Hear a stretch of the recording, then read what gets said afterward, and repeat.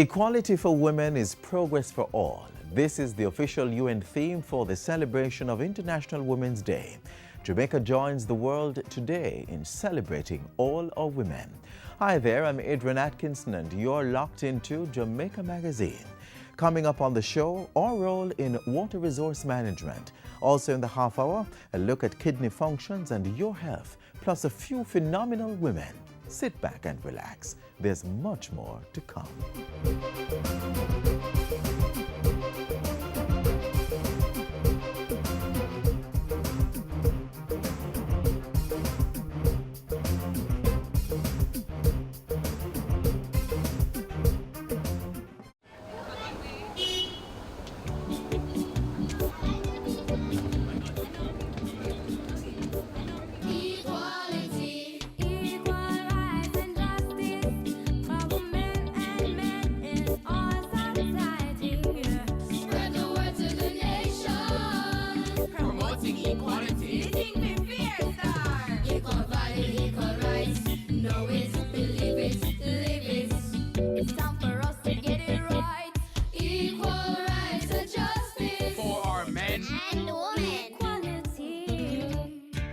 A message from the Bureau of Gender Affairs and the Dispute Resolution Foundation, paid for by the UN Women Fund for Gender Equality. Refreshing, safe, clean drinking water is vital to life. Water quality in Jamaica is among the best in the world, and we wouldn't want to have it any other way. So managing our water sources, protection and conservation are important roles for all of us. More in this feature. When it rains, it pours. The rainy season usually brings an abundance of the precious commodity, filling rivers and underground aquifers.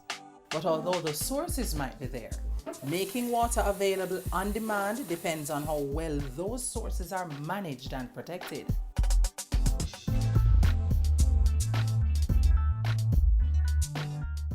Some 84% of the water we use comes from groundwater stored in underground aquifers.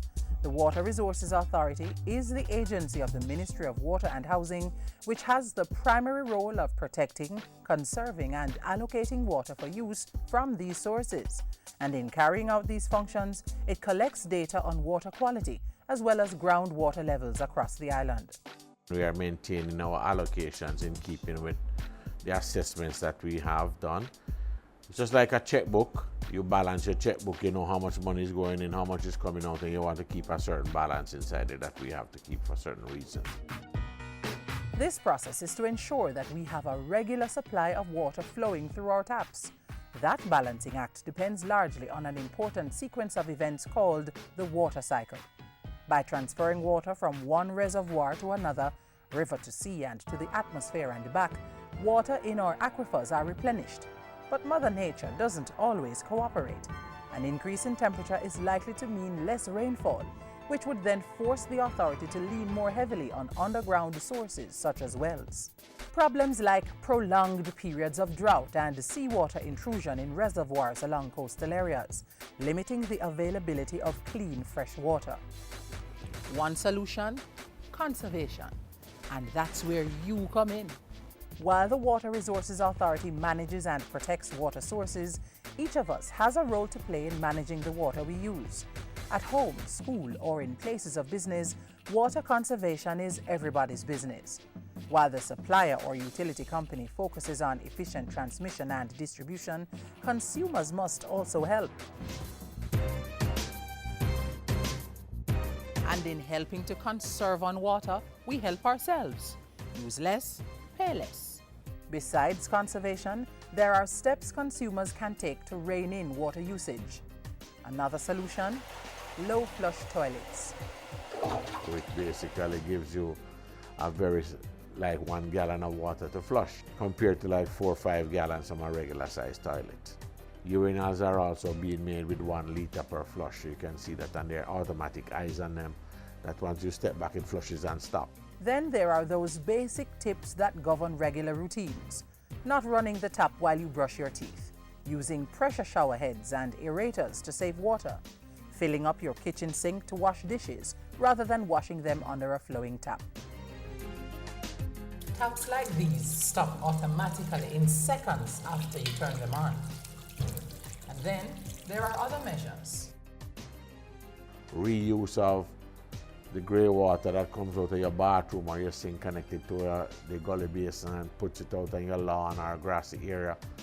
You can recycle that water. Leaking pipes are a no-no and a sure way of depriving others of the precious commodity. In addition to plugging those leaks, consider making use of excess rainfall. Collect rainwater and store for general use, as well as to augment regular supplies. We are applying that to some schools that we are working with rural water supply with, and with the Food and Agricultural Organization in looking at the use of rainwater harvesting for irrigation purposes. Beyond steps to use water more efficiently is the important task of ensuring that this precious resource is not polluted. We try to be a little bit proactive in working with NEPA, the National Environment and Planning Agency, as part of the Technical Review Committee when developments come in. We try to reduce the impacts on water resources to make sure that the sewage system that puts in don't impact on water resources, that runoff from certain areas don't get into the aquifers and contaminate the aquifers. And while the authority does its part, we must ensure that our actions do not put our water supplies at risk. Sinkholes lead directly into aquifers and should therefore never be blocked or used as garbage dumps. They can report incidences where they may see pollution occurring or people having discharges. For instance, if cesspool emptiers are discharging somewhere where they shouldn't be and it could impact on water resources, they can call in and make a report. Think about it. What would life be like without sufficient good quality water? Protecting and conserving our water is everybody's business.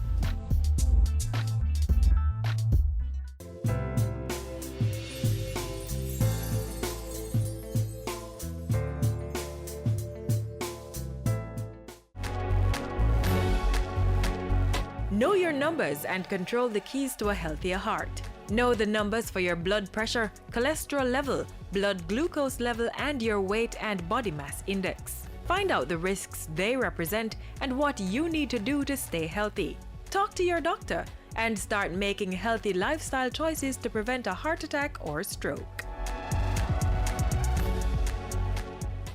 Our kidneys are organs in the body that serve the function of removing waste from the blood and maintaining a balance of fluids in the body.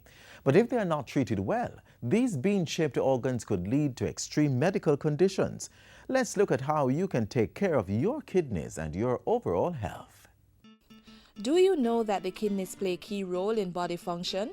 Not only by filtering the blood and getting rid of waste products, but also by balancing levels of electrolytes in the body, controlling blood pressure, and stimulating the production of red blood cells. In this feature, we focus on kidney failure and how dialysis can help patients with the disease.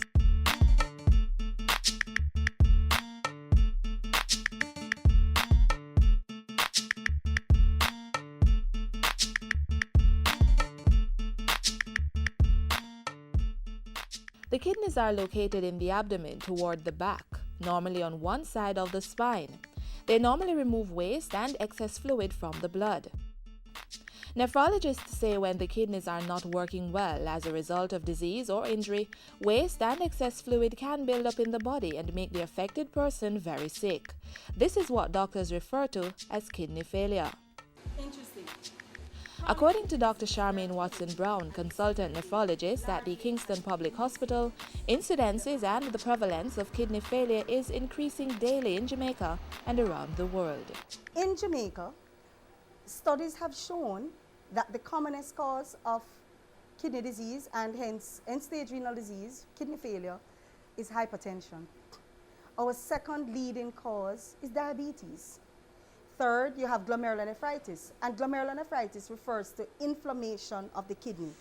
And this inflammation may be related to causes within the kidney or causes outside of the kidney. And when I say causes outside of the kidney, I'm referring to conditions such as lupus, what we commonly call lupus.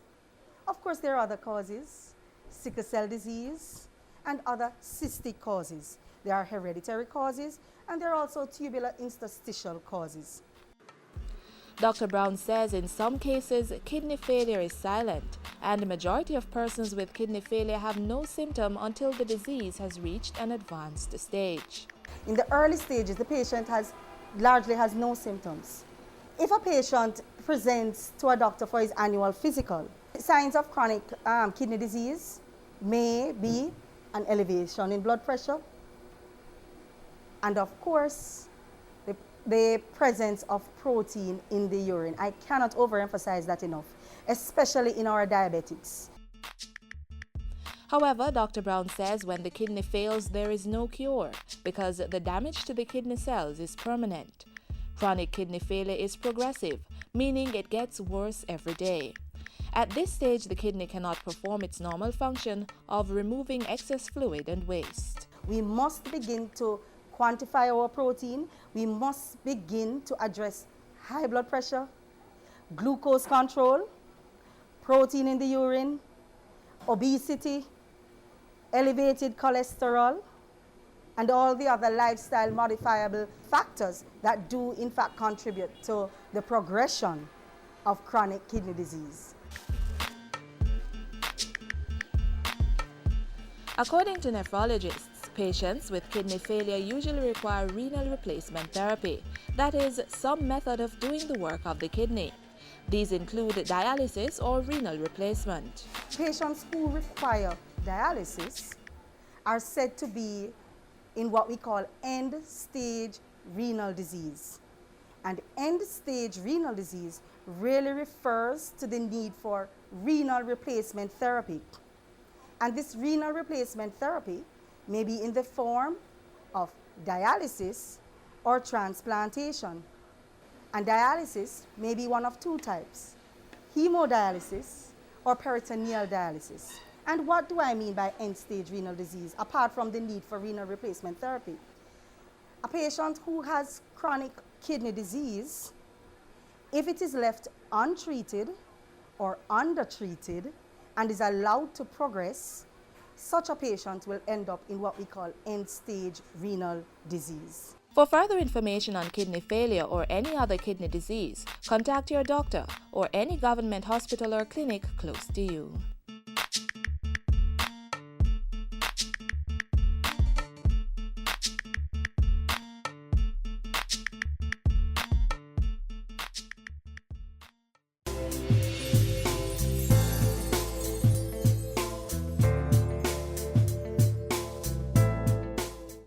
Smoking, it's bad for your health. There's nothing cool about this habit. Tobacco smoking is a silent killer that will snare you in a horrific cycle of addiction that robs you of your money and your health. And it's not just you who suffers. Those around you who inhale the smoke are also at risk, your friends and loved ones. So stop if you've started, or resist before you begin the habit. Stay healthy. Women, the mothers of all nations, the first teachers of every generation, are always contributing to development around the world. In recognition of their achievements, we now reflect on the work of a few of Jamaica's phenomenal women.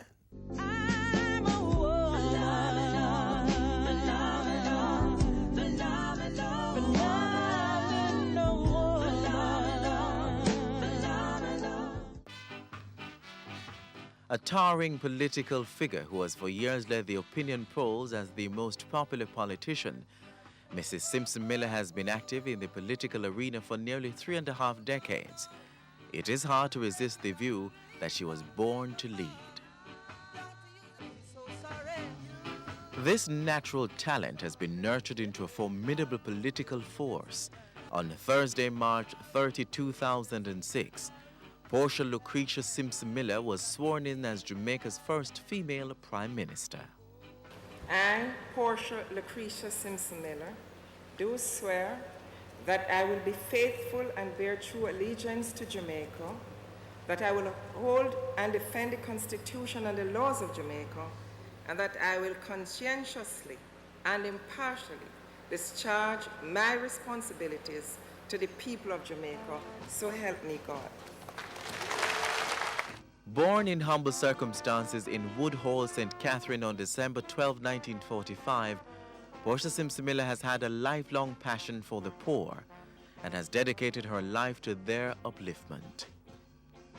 Portia Lucretia Simpson Miller, for your strength, determination, commitment to the Jamaican people, and for your humility, we salute you as the first female Prime Minister of Jamaica. Leading broadcaster, playwright, and actress, she's regarded as a master of her craft. She's a belly full of laughs, saucy, witty, and talented. Men called her bad. She was a flame that seared their souls, a bane of wholesome things turned to unwholesome use. Her voice is striking. Whether it is floating on the airwaves, the stage, or across a classroom, it has a distinct quality. A dramatist par excellence, her performances are always captivating. A queen of pantomime, she has starred in plays and films such as Miss Unusual, See Mama, The Rope and the Cross, Champagne and Sky Juice, The Children of Babylon, and Milk and Honey. Today, her charm and strong personality endear her to those within and outside the limelight. Since she first graced the stage, she has blossomed into a true matron of Jamaican theatre. Hats off to you, Leonie Forbes. You're a hard act to follow.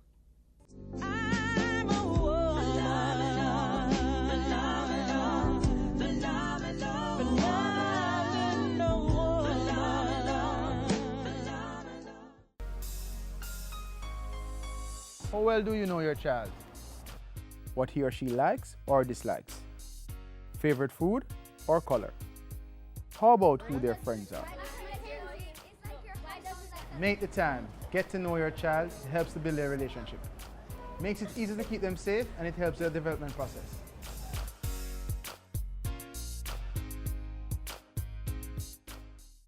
Fly like eagles, soar like dove.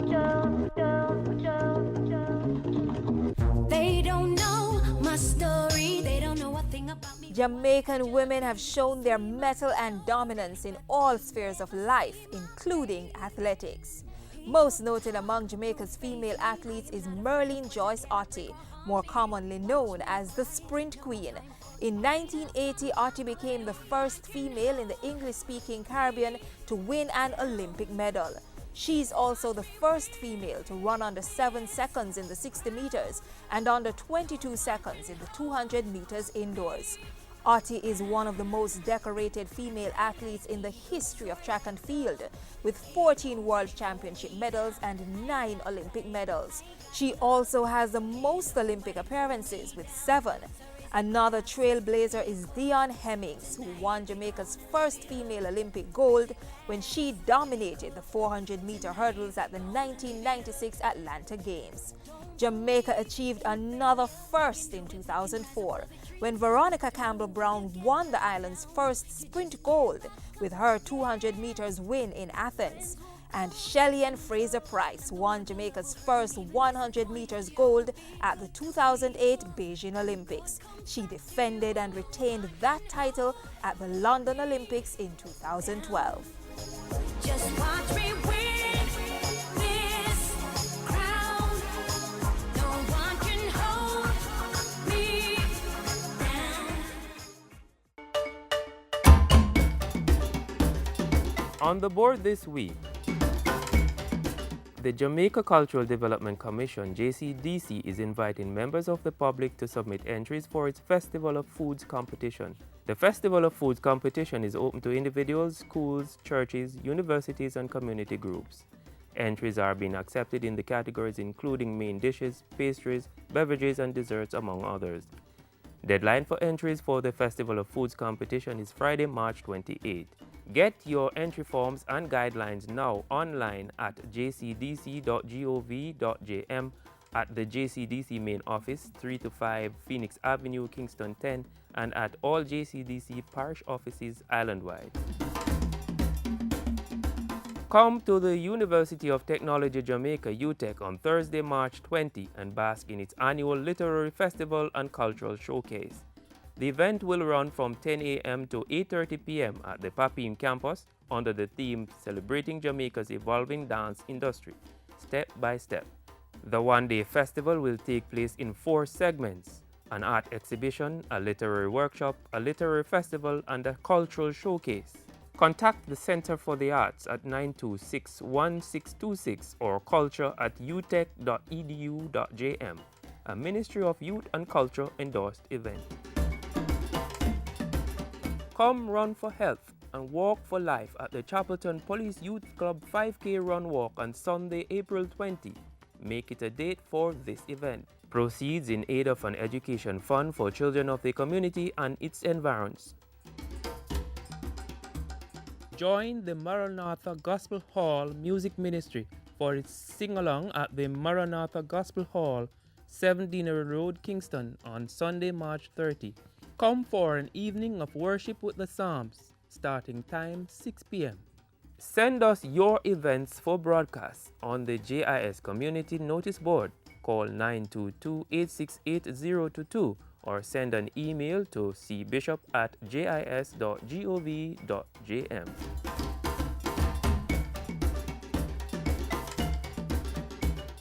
In our news this week, the nation's leaders called for reflection and reconciliation to take back the country from the grips of criminality. And the full rollout of the Government of Jamaica Health Card begins. We recap those and other important developments right now.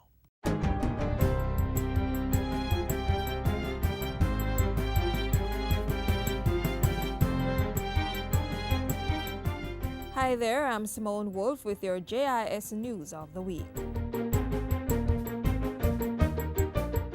The Governor General, Prime Minister and Leader of the Opposition this week called on all Jamaicans to join hands to address the moral crisis facing the country. In a joint statement, the nation's leaders urged Jamaicans to take back the island from the grip of crime and the shroud of negativity. They lamented that too much of the country's scarce resources was being spent on crime fighting rather than measures to secure development. The Governor General, Prime Minister and Leader of the Opposition said they were united in the struggle for Jamaica's peace, prosperity and safety. The Government of Jamaica GOJ Health Card came into use on Monday of this week with a full rollout to take place over the next 18 months. The GOJ Health Card gives patrons of public health facilities ease of access to medications on the vital, essential and necessary VEN drug list at no cost. Health Minister Dr. Fenton Ferguson said the response had been tremendous, with thousands of persons signing up for the card just 1 month after registration began on February 3. He has appealed to non-governmental organizations to partner with the government to get more persons registered. In other health news, close to 3,800 residents and fisherfolk in Rocky Point, Clarendon and surrounding areas now have increased access to health care. This follows the reopening of the Rocky Point Health Center, which was damaged by Hurricane Ivan in 2004. The center was rebuilt and equipped at a cost of $32 million. It is a wonderful Type 2 center. It is a center that will bring great value for healthcare delivery in this part of Clarendon. It was revealed this week that an implementation task force will be established to oversee the merger of the Island Special Constabulary Force and the Jamaica Constabulary Force. This follows Cabinet's approval to create a single police force that will engage in crime prevention and control initiatives. The National Security Ministry says there are several benefits to be gained from the merger, which will be effected in the 2014-2015 financial year. It is now mandatory for 3 main categories of persons to electronically file their tax returns. This applies to large taxpayers, that is, companies with an annual turnover of $500,000 or more, as well as persons filing a GCT refund return and employers with 20 or more workers. The mandatory e-filing, which came into effect on March 1, follows an amendment to the Revenue Administration Act, giving the TAJ's Commissioner General the authority to state how and when tax returns are to be filed. 160 farmers from 8 communities in St. Anne and Manchester are to benefit from a $192 million water catchment and greenhouse cluster project. 20 greenhouses are being constructed and a mined-out pit at each site is to be converted into a surface water reservoir to be used for irrigation purposes. The Jamaica Social Investment Fund and the Jamaica Bauxite Institute will carry out the project in partnership with the World Bank-sponsored Rural Economic Development Initiative, READY. Agriculture and Fisheries Minister Roger Clark says the project will help boost domestic crop production, citing growth of 8.5% and 14% over the last 2 quarters. And with these new additions, the next quarter is going to be way out front. And anytime agriculture grows, the economy grows. And finally, their Royal Highnesses Prince Edward, Earl of Wessex and the Countess of Wessex left the island Wednesday after concluding a 4-day working visit to Jamaica. While in the island, the Earl and Countess participated in activities related to the Duke of Edinburgh Award, the world's leading achievement award for young people. While participating in the Duke of Edinburgh Cup golf tournament and prize-giving ceremony Sunday, Prince Edward expressed his appreciation for the level of involvement and support for the award scheme and said more would be done to inspire at-risk youth. We'll do our best, I know, and the locals will do their best to make sure that these funds are used in the very best possible way to reach as many young people and give them an opportunity to get involved in this award programme. During the visit, the Earl of Wessex also engaged students of the Hart College of Construction Services and later officially opened the University of the West Indies Mona Sports Medicine Clinic. The state-of-the-art medical research and treatment facility is the first of its kind in the Caribbean to specialize in the emerging discipline of sports and exercise medicine and will be dedicated to the treatment of competing athletes. I'm particularly glad to be able to meet some of you and see the fantastic facilities you've got here to support you in your endeavours as sportsmen and women. And those were some of the stories making news this week. I'm Simone Wolf.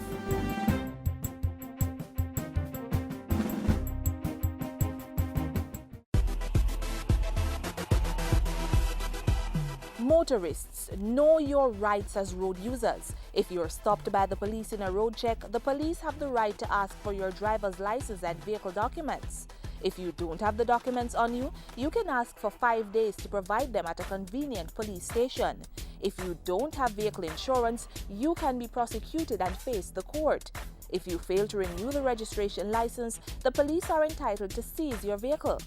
If the police wish to search your vehicle, they should tell you the reasonable grounds for wanting the search. If you are given a ticket, sign it only if you plan to pay the fine and not contest the charge in court. And please be reminded, children under 18 years must wear a seatbelt, even if they are seated in the back. Know your rights. Knowledge of the traffic road code makes it easier to work with the police as they do their job to make the roads safer for you and everyone else. This is where we close Jamaica Magazine for today. Be sure to join us when we return tomorrow with more useful information. Tell us what you thought of the show. Send an email to jamaicamagazine@jis.gov.jm or hit us up on Twitter @JISNews. And our website remains a constant portal for the very latest government information. On behalf of the entire team here at the JIS, I'm Adrian Atkinson reminding you to eat well, exercise regularly, and get some rest, and make every day a productive one.